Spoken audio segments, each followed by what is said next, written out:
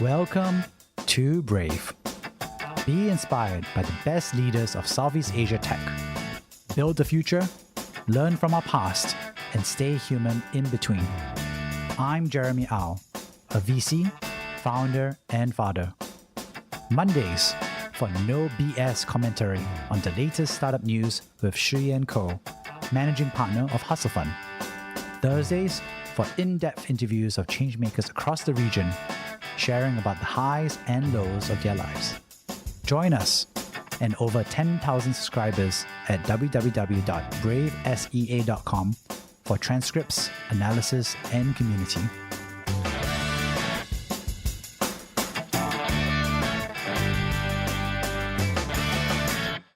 Hi, Gita. Hi, Gita. Good to have you on the show. Yeah, thank you so much for having me. It's an absolute pleasure to have you and have you share about the fitness journey for yourself, but also as a fitness founder across so many different startups, as well as being a builder in the Indonesia startup ecosystem. So, really excited to have you on the show. Thank you. Excited to share my story. Yeah. So, Gita, tell us about who you are professionally. Okay. My name is Gita, and I am a serial founder. So I've been in the startup ecosystem now for 11 years in New York and then in Indonesia. I've built several companies along the way. The most recent one was RFitness. So I'm the CEO and co-founder of Wellness Brands. On the side, I also mentor other entrepreneurs because that's one of my passion, which is to see them grow, and also started angel investing too and learning that other side of entrepreneurship. Amazing, Gita. So, how did you get started in entrepreneurship? Was it something that you were interested in from young, or was it something that you fell into along the way? More like falling into. I wouldn't say it's something that I was thinking about since young. And also this makes people think as if I have my act together. But actually, in reality, I feel that life is a series of accidents that you do. And then once you don't enjoy one of these steps, you leave and try something else, which is technically how I founded entrepreneurship. So I went to business school during the height of the global financial crisis. If you all don't remember, that was 2008. And during that time, getting a traditional job, and when I say traditional for business school, it's consulting, finance, was particularly hard. So my peers started a lot of companies, and I was one of them. So in 2010, I started my first company, which was e-commerce. It failed because I didn't know what I was doing. I was a first-time CEO, didn't understand many things, didn't realize that startup was more about people than it was about product. One of the biggest lessons in my life. And that was how the whole startup bug bite started. And then I just kept going and I started doing all sorts of different enterprises after that. I love what you just said, which is, you think it's all about a product and you realize it's a lot about people as well, right? Uh, Tell us more about how you discovered that. Oh yeah. So there's this concept that we assume if we can create the best product, then people will just flock to it. But then you realize that any company, any organization, anything at all is really just a collection of human beings. And human beings are rarely straightforward. And now that I'm doing a master's degree in psychology because I am that interested in human beings, we realize that people's insights are so complex and people are rarely just about one thing. In fact, that's the beauty of the human condition is how layered and complex it all is. And when everything, any company, organization, nonprofit, country is a collection of humans, then you're constantly dealing with all of those layers. And that's more important than any product because the product can change, the market can change, consumer demand can change. But when it comes to managing people and dealing with different intrinsic motivations, that is its own challenge. Why is it that so many founders, especially first-time founders, really mistake, product for people and for people to be products? Well, Okay, well, the really quick, easy answer for me was my ego. I was a graduate from Wharton, which gave me this outsized sense of importance at the time because I thought I knew what I was doing and I thought I was smart, which is one of the most hilarious things you can ever think about yourself because there's about 7.7 billion people in this world. So if you think you're really one of the top out there, then man, your social circle is tiny, right? That or you're just in the wrong place. I don't even know. But that is the really big issue. Once you realize that a lot about, I wouldn't even, I don't know whether to call it leadership or teamwork or just really, let's call it what it is, which is human interaction. Once you realize that human interaction requires um, as you can possibly muster as little ego as you can.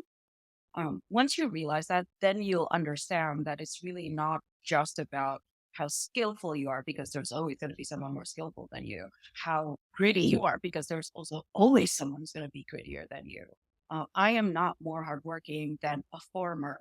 I'm not. In fact, I'm probably less hardworking than a farmer working 18-hour days. Let's be real, right? But due to a certain set of background privileges, blessings, and connection and everything, it brought me to a certain place. So I think once we all understand that everything that happens to you and your results, are always a combination of so many factors and many of them having nothing to do with you and your skill set, I think that can lead us to relating to other human beings better. I love what you just said, which is, so many first time founders, but especially also MBA graduates have that arrogance, like you said. And, it's a tough learning to have, right? And what's interesting is that, startups, like you said, is really about people, right? Because, it's this crazy thing to build something out of nothing. And Yeah. all you have is yourself and other people and the people who first believe in you to be customers. Um, what's How has been your approach to think about people? Is it something that you just like, be frank and honest or, Mm, versus I think there's a, culture around like, you got to be confident and sell, right? Hustle, as they call it. yeah. So how do you think about that way to approach people? What do you think works best? Maybe personally or what you've Yeah. seen? Yeah. Yeah, I think I see people slightly differently too because I'm autistic. So, autism is a type of spectrum condition in which we have both challenges and also different abilities in certain things.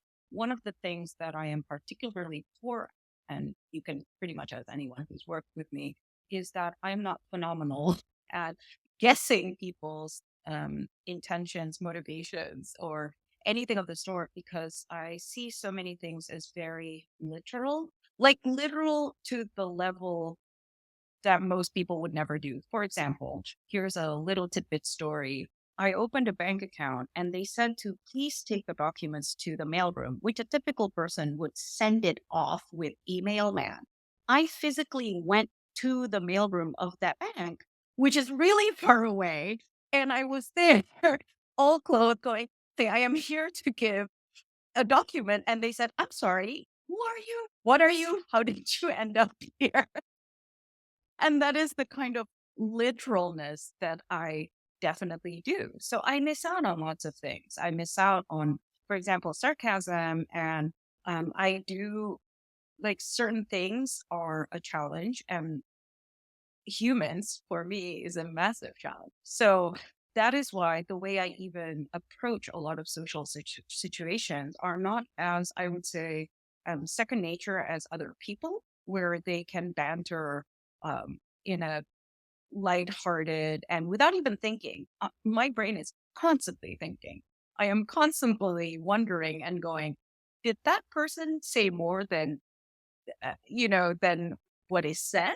Did this person mean this? Did this person think this? I actually have close family friends who explained to me how someone actually is. So they said, if that person is saying fine, it doesn't mean they're fine. And I am honest to the level where I don't understand sometimes that you can't just divulge if you're feeling bad because most people don't want to hear that. right? So unfortunately, the way I have dealt with people is to really extend, kind of really extend a level of empathy that any human being would. So people always think empathy means putting yourself in one's shoes. So therefore, when you can't put yourself in someone's shoes, you go, well, then you suck and you don't deserve to be respected, right? Then I don't care about you. But actually, there are different types of empathy. And the empathy of putting yourself in someone else's shoes is actually only cognitive empathy. There's also affective empathy. And affective empathy is very instinctive. So it's something that a lot of autistic people have a lot of, which is, look, I might not understand why that thing makes you sad, but I believe that you're sad because sadness is a condition that every human will have experienced. So I don't have to be convinced that that thing is really bad or not as bad. I just have to be, I just have to be convinced that you are this person who has these valid emotional reactions, because we can't compare each other's like struggles. That's like virtually impossible and it's not fair.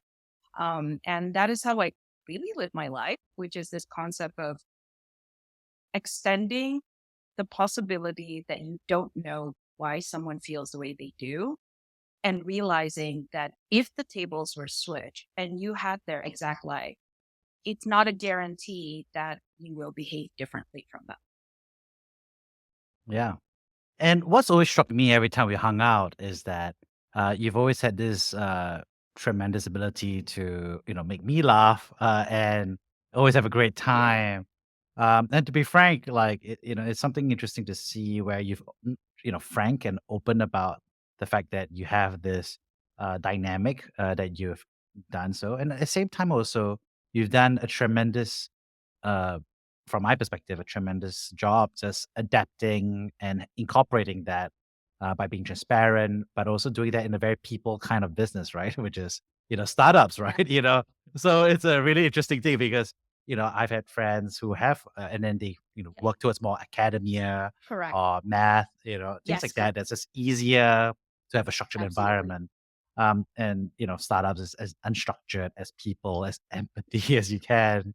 So I'm curious, how have you evolved or adapted or learned how to do that over the years? I'm so curious, yeah. Yeah, so about that, because my entire family, I think, were pretty surprised that I decided to go down a road of very highly unstructured lifestyle, constantly dealing with human beings. And if you're wondering, in real life, I am actually very, academic. I unfortunately kind of take the stereotype of what you think, like, does she play math games? Yeah, I do play math games. It's true. Like, that is something I do. Like, I take degrees on the side for fun. I'm a nerd. Like, that is just who I am.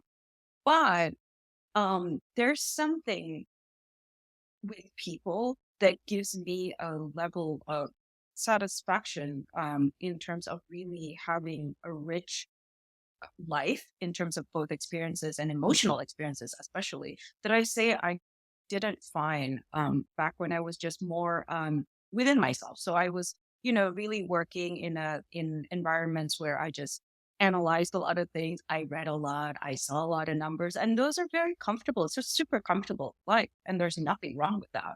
But after going into entrepreneurship and just constantly thinking, oh my gosh, I don't know what I'm doing, that is actually more rewarding. And just to see that you're one of the very few also autistic women in the field, that matters a lot, because I know that although it sounds crazy, um, entrepreneurship is actually a very viable opportunity for a lot of underrepresented founders, and also for me, for autistic people, because one of the things that we are known to do is we can create our own unique company culture and team culture that a lot of people probably haven't seen. So, for example, one of the things with my company culture is we are big into learning because I like learning.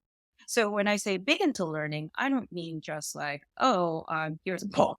No, We, back then when we were open offline, we were able to have weekly, weekly open roundtables with people who work in the stores. They were able to talk about social, political, economic concepts. We were able to mentor each other, and things like that are things that enrich me. And I'm so glad to see it also be helpful for other people. And that's something that I think, although emotionally it's so hard to be in entrepreneurship when reading people is a true challenge for me, it is also very, very rewarding. My life is actually rarely um, stable in in some way, in the way that every day is predictable, because every day is really not predictable. But it's also given me just an enrichment of life experiences and emotional experiences that I'm really glad I have now. Amazing. I love what you just said, which is, you know, a lot of people see founding as a very unstructured environment. Yet, because what you're saying is, as a founder, you get to structure the environment as Yeah. well. And so you've actually built and adapted the company culture in a way that collaborates and works well with you, which is, I think, an amazing insight, and obviously very helpful for lots of folks who might be considering that journey, right? Um, and I think that's really an interesting part, which is, you mentioned that it's really a big opportunity for, underrepresented groups, right? Because that's what I noticed as well. Is like, the truth is when you're an entrepreneur, obviously the advantages and privileges you talked about. Yet at the end of the day, it's just, did you build a company or not, right? Are Yeah. you making revenue or not? And it really doesn't matter what got you there. It's really the fact that you did it, right? And how do you think about that, in terms of like representation, in terms of groups? How do you approach that conversation personally? When you look at, you say that a lot of underrepresented groups is something Understand. that you're representing them, or that they look Okay. to you as well. Um, what advice would you give them? Yeah. Okay. If you're new in the ecosystem, it is very easy to get into this rut where you go, how come only those people, certain kind of background, get the funding, get the media, get the whatever? And yes, I feel the same way, and it's really a bad feeling. But at the same time, there is one thing I know that a lot of underrepresented founders do really well, and that is generating revenue. So I do have a very revenue focused business, which is not something that you can do for certain types of sector, because certain types of sector obviously require more investment. But what I'm saying is that uh, entrepreneurship is a lot also about doing the work and doing the best that you can with the work. And honestly, sometimes the results won't match the effort, which is a really bad feeling for a lot of people to accept. But what a lot of people also won't tell you is that, one, a lot of times when you get the results, you won't feel as happy as you think. Two, like, and that is one of like the harshest things you'll learn. But two is that your process is yours, and that no one can take away from you. And why is that process so important? It's because you can iterate that for the next and the next and the next. So I always tell people that growing for 2 years is actually easier than staying alive for 10 years. That's a different type of mentality. And it's also a different type of business after a while, right? So if there's one thing that can hopefully encourage people, is that in order for you to keep playing in the game, you just have to survive. So think of survival first, and there is nothing that can take your experience and your process away from you. And don't be surprised that, circa 10 years later or 20 years later, you look back and what you'll actually remember is the process. And what's important here also is, if you're one of the people who got, all the connections, access, network, everything to finally get the results that you want, never forget to use that to help other people who were once in, your shoes and still experiencing a lot of hardship. Because one thing I learned a lot about failure or success is that, one, you'll experience both, pretty sure of it. And yet success will never feel enough and failure will always feel too much for some reason. And that too is that the harsh truth is a lot of times there can be many, many factors as to why you failed or you succeeded, which will had nothing to do with what you did, as I think this pandemic has taught us. Yeah. I love the advice you just gave, which is, your process is yours. That if you're building revenue, you are the master of your own destiny, and no one else controls that. Yep. And I love what you just said about also, I think the realism about the success and the feelings and emotions of building. Um, and I think what's interesting is that as you build out this, inclusivity and equity and Yeah. non-judgment, there also does feel like, perception that, in the emerging market in Southeast Asia with venture capital, with startups, that is not, inclusive, that is not equitable, and it is Yep. judgmental, right? Yeah. So how do you feel about that? I mean, it's just interesting, right? You- You're Um, right. yeah. No, you're right. I think, and one thing about all human beings, we all want to believe that we are kind and that we are capable in what we do, right? So every time anyone challenges these two ideas, you're like, well, I'm not this because I'm a good person. But I think what we should also start to realize is that no one's, um, no one is incapable of doing both good and bad things.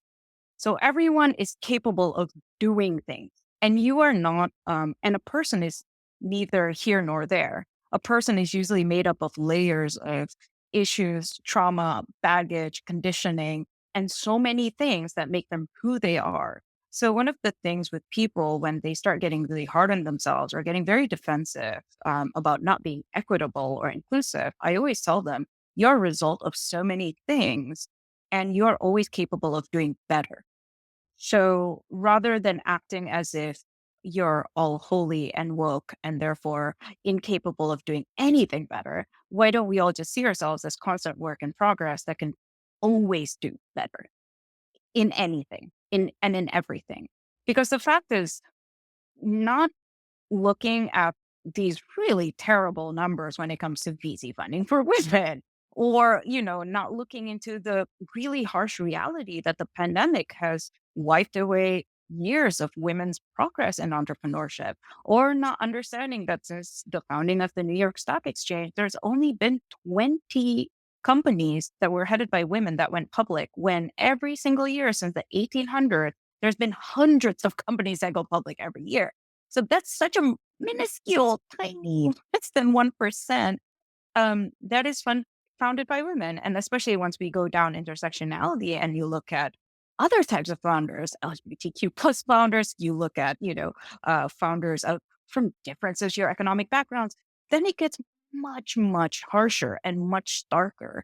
And so to act like this doesn't exist in order to make us feel better that I am still a good person, you know, that doesn't help anyone, because the fact is, we are all responsible, unfortunately, for the next generation, whether we like it or not. Many of us, have children, nieces, nephews, and they're constantly looking towards us, not for our advice, but they're literally copying what we do.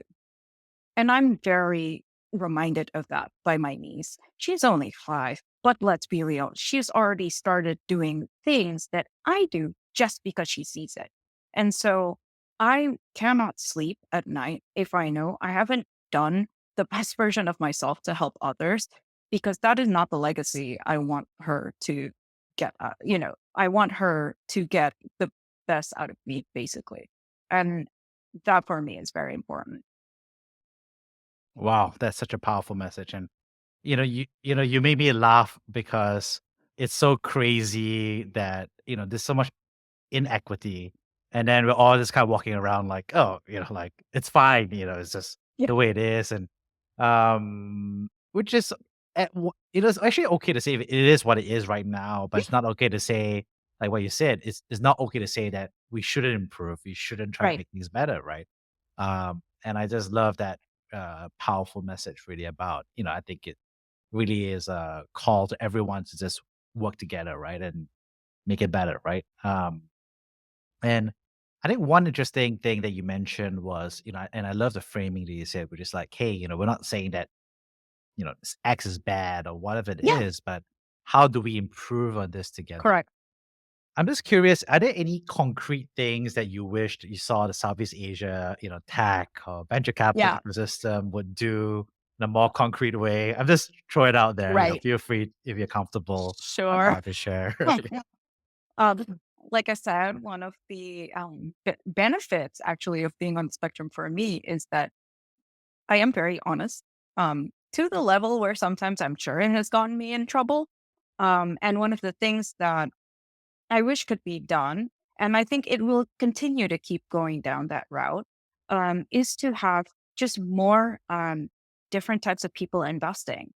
Because the issue is when 97% of the decision maker are men, it's it's not a surprise that 97% of people who get global venture capital funding are men. I mean, that's not necessarily because men are bad, evil people. No, because in the end, we all like the things that we are familiar with. And that has been proven many times over in psychology and in science. So it's not something that men should like whip themselves and go like, oh, I'm not woke enough. No, that has nothing to do with anything.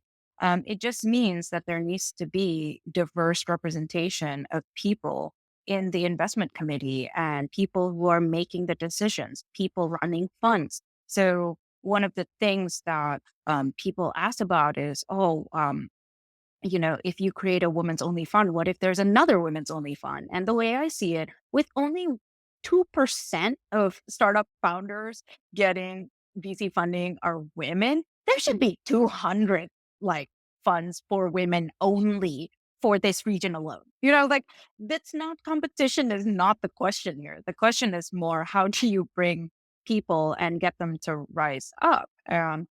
We need to stop looking at so many things as if women rise up, men will fall because I mean, you look at the newest article in The Economist. Fact is, nations that fail women fail themselves. They bring themselves down because no matter what, women are still 50 to 51% of the world. And if you don't optimize our, our talent, like who we are, what we do, you're really going to wipe away a really great chunk of possibility. I love what you just said. And, there's lots of VCs that are men only anyway. So it's not as if we're saying A that majority, we should slash the number of men only VCs in half, maybe, So anyway, probably it's the so majority. funny. Yeah. Yeah, Yeah. it's 97%, right? So Yeah. actually, if right now, let's say only 25%, literally only 25% of venture capital bring in a female in their IC, and a typical IC is, I don't know, however many, it's only a handful of people, just add a person in there from a different background. You never know whether you can look at deals differently. Like, for example, there are also deals that maybe be focus for a certain type of economy.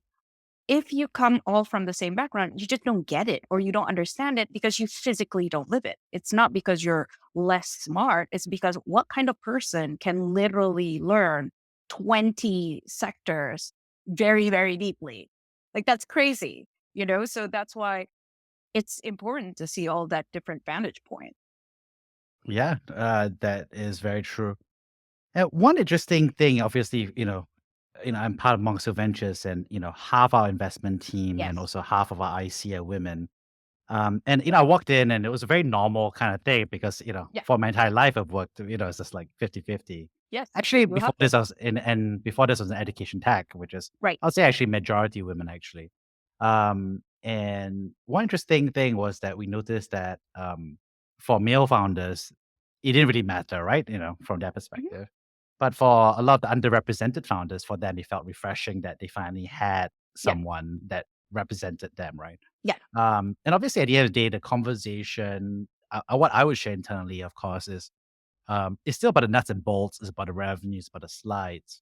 It's just like exactly like you said. I think there's a deeper understanding of some sectors that we just couldn't Yeah. have understood without them being part of the conversation, right? Like Yeah. For example, we looked at, remember microfinance, 10, Yes. 20 years ago? Yes. Majority of the household decision making span is being led by women. And that's a huge part of women's circles, etc. But it's also something that we're seeing in fintech as well, where there's a tremendous amount of dynamic that's happening through it. Just talking about what I've seen on my end, Yeah. from IC Yeah. and internal discussion perspective. And yeah, it's hard for us to have understood some of those dynamics if we just didn't have that conversation. And Right.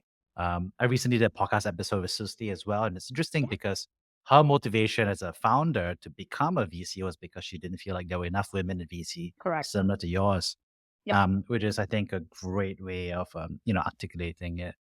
Um, how how should male VCs play a role in this? I mean, like the Mhm. 97%. So Oh other boy. than obviously promoting Ooh. and elevating and grooming and Okay. nurturing Yeah. female Right. talent Right. to join as IC, but any other advice? Okay. So usually every time I talk about this, so many male venture capitalists always get so scared because they think it means they're bad people and they're sexist, which doesn't make sense because part of understanding being human is realizing that one can always do better and one is always capable of doing things that are not that optimal, like whether you like it or not. Like, um, let's be real. I also have to, fight um, a lot of internalized bias within myself. Like that's just something all of us will experience and do. For example, people don't talk about the fact that what about entrepreneurship for or even employmentship for people with disabilities? It's highly unfair, like the world that we live in. So there's a lot of internalized bias that we constantly have to fight. But one thing about it is you don't have to drive yourself crazy fighting yourself, right? Always see every criticism that comes your way. For example, like, hey, you don't have enough female founders, or how come you don't, rather than go, well, you know what? I have a daughter, therefore I'm woke, which by the way is also, stop saying that. That's crazy. Um, that does not make you, like whatever you think you are. Um, but actually see it as an opportunity for you to learn something about your actions, right? So see it as, oh, I had no idea that I have been um, behaving in a way that follows my conditioning, because that is what it is. Like you're just doing things that follow your conditioning. And I think once you see that, you can be more graceful with yourself and be more forgiving. And then realize that rather than be on the defensive and go, oh, no, not enough women apply, not enough this, not enough this, because I think tons of data can easily disprove that pipeline is not a problem. And if pipeline is a problem, then the problem is within your VC. Like that's already an issue for you. Like something's wrong with your system. You might want to check that out. Right. And so rather than go on the defensive, immediately forgive yourself because you're just acting on your conditioning and your internalized, beliefs and systems. And you can do better. You can do better that immediate moment by going, I'm sorry, teach me. And if there's one thing I'm learning is that a lot of people, especially the higher up you go, you're scared of saying the word teach me, help me. I want to learn. Let me. You know, what should I do next? Like, what should I read? Who should I talk to? Which pipeline can I tap into? Teach me. And I think that's the thing. We are at a stage where, as you keep becoming decision makers, a lot of decision makers feel that they have to have all the answers or they have to be this, uh, you know, higher version of whatever they are, when in fact, all of us benefit from teaching each other. And so, one of the things that I think can help the situation is for for male venture capitalists to simply say, teach me. You're right. I could do better. I should do better because the next generation is literally watching my every step and my every move. And they might copy that. So rather than always go, no, I invested into that female founder, I'm woke, or I have a daughter, I'm great, just go, okay, I want to do better. We can make this world better. Teach me. I love that. Wow, that's such a powerful phrase, actually. Just teach me. I think that humility and openness to learn, right, from other people's experiences is really all we're asking, right, in any scenario. Not a big ask. Yeah, it's like if you can learn about quantum computing and blockchain, you can also learn about other people who are living in the same place, right? It's true. It was awesome. So, as you think about all of that, one interesting part is that you've also really learned a lot along the way, based on what you've shared. Could you share with us about a time that you have been brave? Yes, sure. About that. Um, One of the biggest compliments I've ever gotten in my entire life was actually from my father. My father was a well-known political uh, thinker and also an economist. He passed away a long time ago, but he once said, "You're the bravest kid I know." But I didn't understand that at the time, and I didn't understand that because I personally don't understand a lot of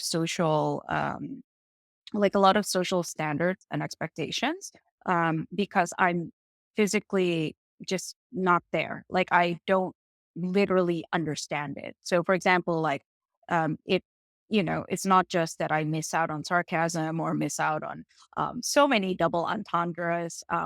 I every time I watch any movie, I have to have my husband help like decode expressions for me, but therefore, this allows me too to speak up when a lot of people wouldn't. So, one particular story that happened fairly recently, fairly recently, and that was wow. Okay, so basically at the time, and I think a lot of people already know the story because it was pretty public. So yeah, it was pretty public. So at the time, my company wasn't able to get funding, and I was rejected left and right like 65 times. And people started speaking about me behind my back, but I didn't understand why because I didn't understand at the time. This was 2016, I think, why it's so shameful to fail. um, I understand now that society thinks it's shameful to fail, but at the time I didn't. So I went on Instagram and I had like so few followers at the time, but I decided to do an Instagram on just being a total failure of not being able to raise any capital. And oh, shoot, I'm becoming broke. Like straight up, I need money. Right. Little did I realize that that thing was gonna go viral very, very quickly. And so the next day, I opened my Instagram and I don't have notification too. I turned off notification, and I was so shocked when I ended up with like 100 DMs in 12 hours. And of course, you'll sometimes get those trolley DMs where it's like, oh, such an embarrassment. Oh, your dad is turning in his grave. But I actually got an overwhelming, um, like supportive messages from people who have failed who said, thank you so much for destigmatizing this.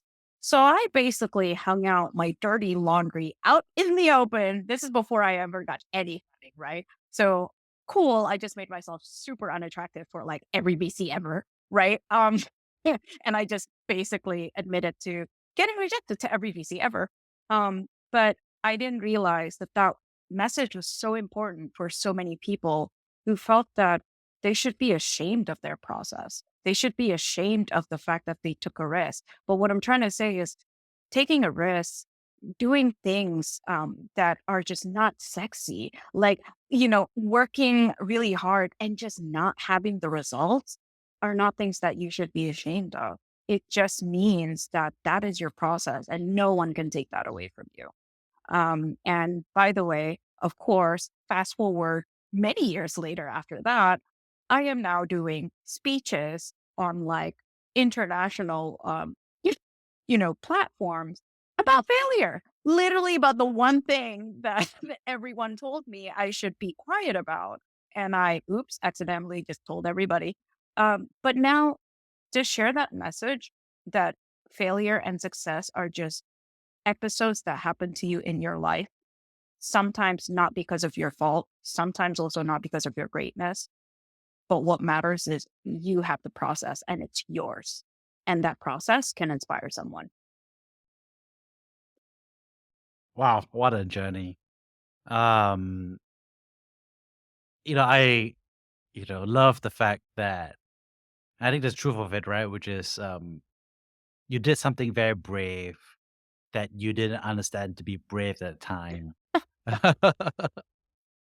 And I think that's the awkward reality of almost all bravery, right? It's like, sometimes you know the True. fear, sometimes you're aware of the fear, you keep going, and sometimes you just don't really understand what's going on. And then you just do it anyway. And then it turns out like, oh, actually there was a I don't know, 10-foot drop, when I, walk across the ladder, right? I mean, it's like, you realize it in retrospect. And yeah, I think that's a beautiful part of being a founder sometimes. It's like you don't Yep. understand how many people fail until you're like, I was like reading a statistic recently and I was like, AngelList was like, um, you know, if they look at all companies that raise the seed round, one Mm, out of 40 will become a unicorn, right? yeah. Uh, and then, when I talk to a bunch of different, you can see a lot of different people talk, right? So like, if you're an investor, you're like, one out of 40 is like, wow, that's a lot. That's a great opportunity. We're going to do lots of investments. And then you go to normal people and they're like, oh my Yep. God, like 39 out of 40 is Yep. effectively not going to make it. Yep. So 30 going to, that's huge, like 75% fail rate Yeah. and, death rate. And then, everything else is kind of a zombie company. And that's Yeah. interesting that when I talk about this to other founders, and a lot of founders are like, oh, I didn't know the odds were that bad. That's, Oh, the odds are terrible. or they're kind of like, oh, that's a good shot, 2.5%, like 1 out of 40. I'm gonna be the 1 out of 40, right? Yes. And I'm like, yeah, everybody thinks they're the 1 out of 40 as well. So, Yeah. uh, Definitely. uh, one interesting thing I just love to know is, when you think about, obviously, you've gone through some tough times, right? You talked about, you know, knocking the doors on so many VCs. How did you maintain your own energy or your own spirit, right? Mm. Because I mean, was like, for example, writing that Instagram post a way for you to, like debrief or learn about it or reflect on it? Like, how do you like maintain that energy? Um, Because, you may not see it as a stigma, but you still right. obviously have tough times. So how do you Yeah. process? Well, when I was so broke and like asking for loan and like owing so many people, um, that was one of those moments where I went, huh, should I go back to like academia or like do something that's more stable? Gita, what is wrong with you? You are an autistic female. What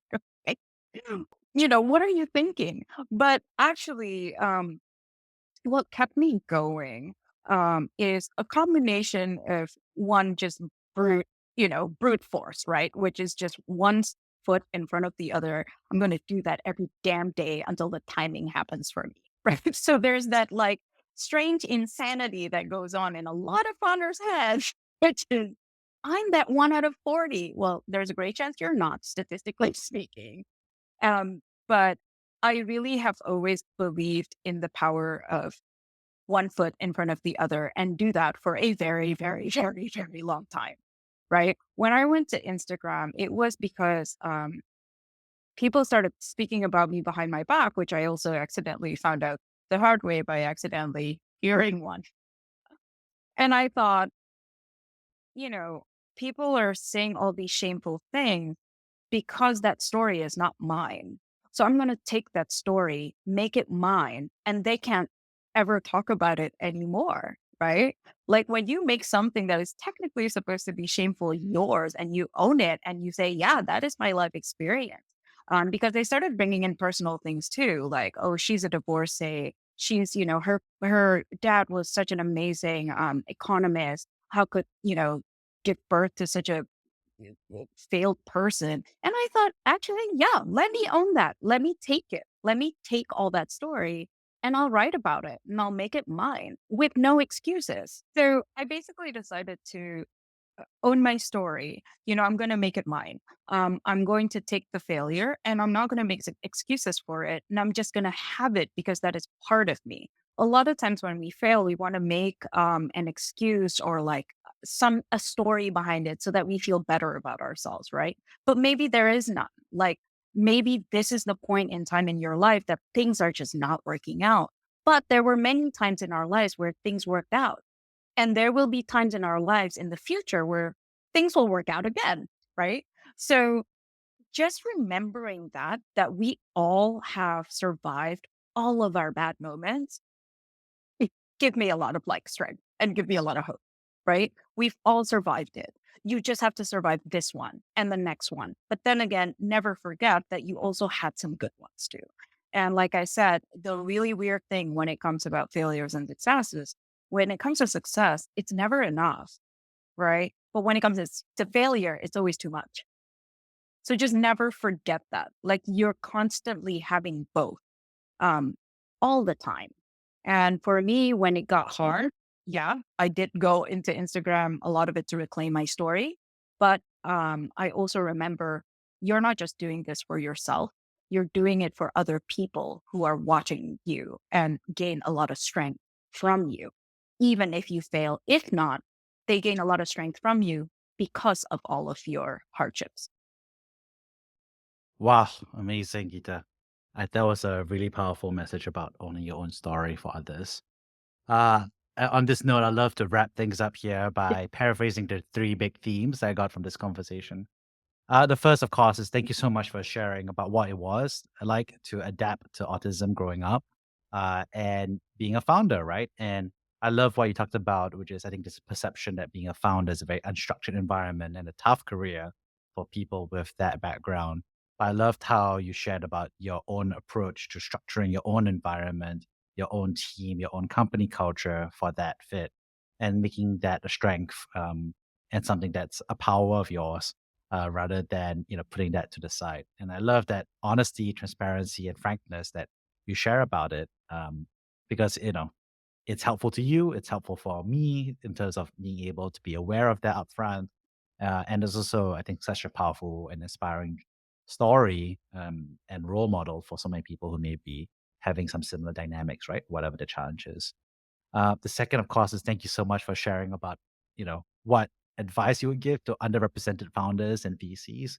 I love the very frank discussion about, what the world is like today as it is, while also being frank about the fact that we're not asking a lot, but we're just asking for more representation at the decision-making table in venture capital, but also more openness and humility around learning. As we talked about it, if you're trying to learn about blockchain, why not learn from other people, right? Yes.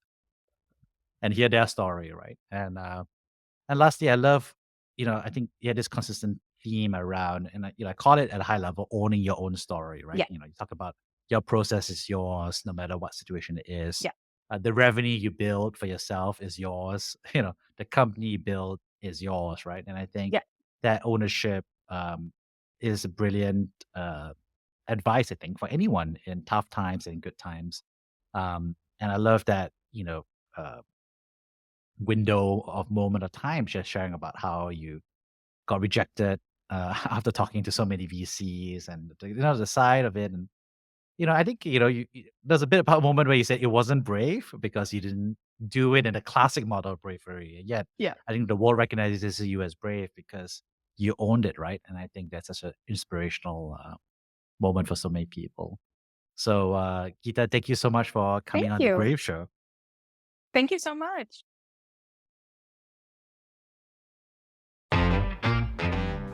Thank you for listening to Brave. If you enjoyed this podcast, please share this episode with friends and colleagues. Sign up at www.jeremyau.com to discuss this episode with other community members in our forum. Stay well and stay brave.